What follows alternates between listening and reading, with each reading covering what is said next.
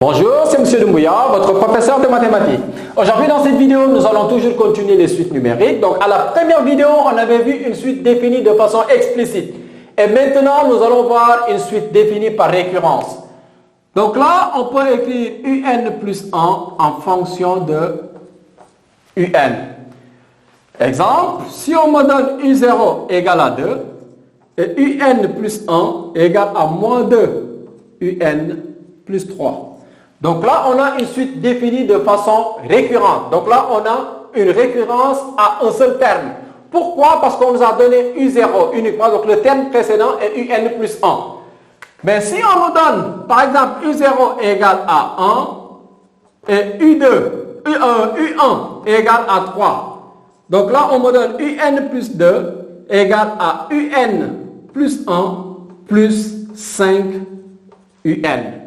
Donc, cette fois-ci, on parlera de récurrence à deux termes.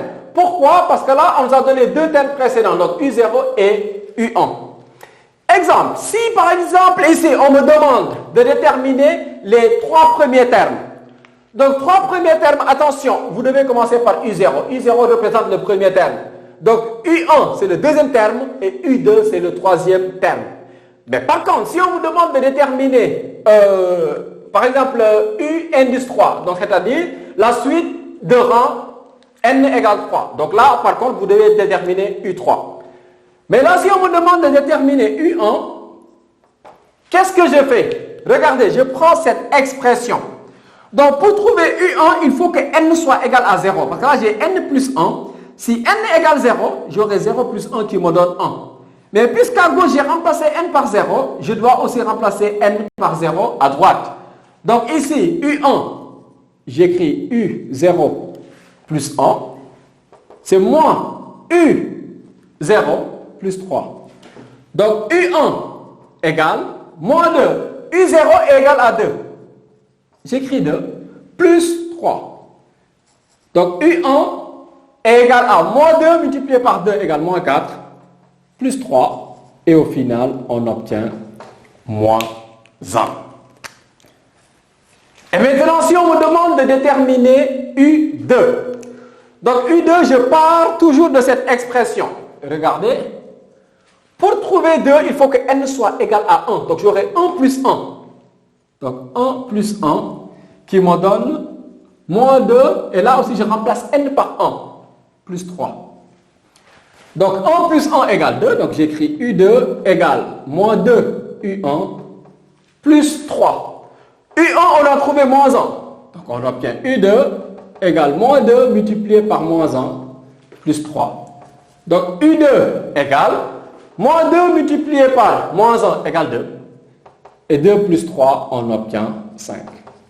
Donc U2 est égal à 5. Maintenant, nous allons prendre cet exemple. Bon, ici, on a U0 et U1. Donc, nous, ce qui nous intéresse, c'est déterminer U2.